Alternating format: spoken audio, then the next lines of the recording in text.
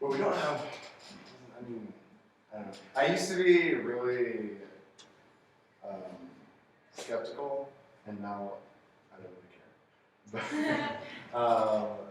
I don't know, like I used to go like, oh yeah, climate change is all hoax, whatever, blah, blah, blah, but yeah, now it doesn't really matter so much to me. But I've heard a number of theories, I'm not sure if I believe it, but I think that there's a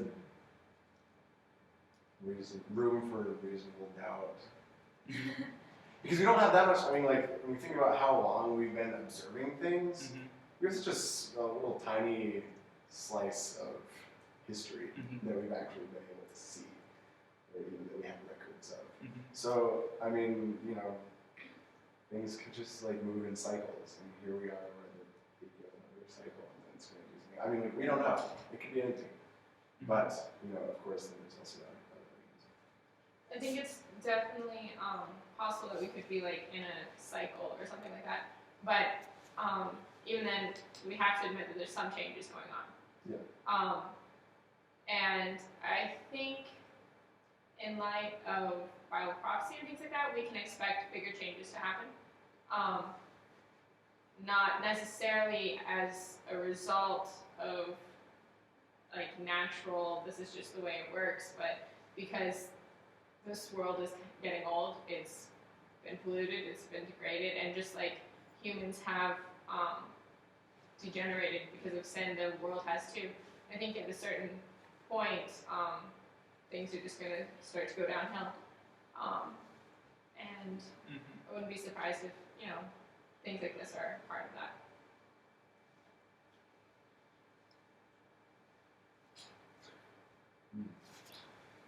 I can't help wondering about the motive behind both sides, because it seems like the big businesses that dump tons of CO2 into the atmosphere, or the automobile industry, for example, they have a lot to lose.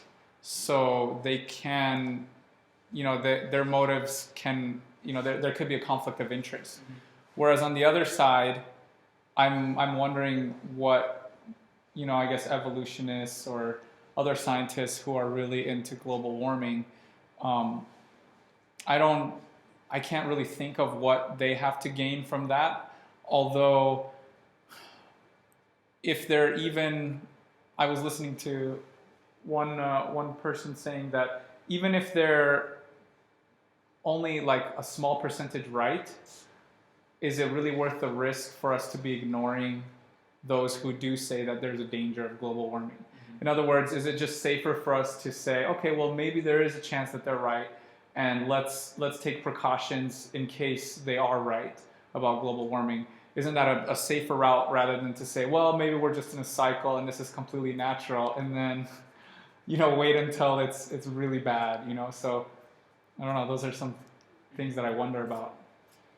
I would agree with that. Jen? Just to add on to that, I also wonder about motives. A lot of money is dumped into research that some people think that it could be put to better use in other research or in other ways, and so that's another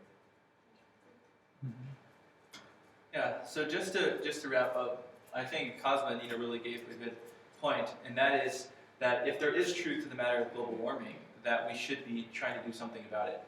And so what I'm proposing is that global warming is, in fact, occurring, but the actual reason for it occurring may not be fully understood. So whether or not we are in a cycle, or it's the increased CO2 gases in the atmosphere that are causing it, whatever it is, global warming is occurring.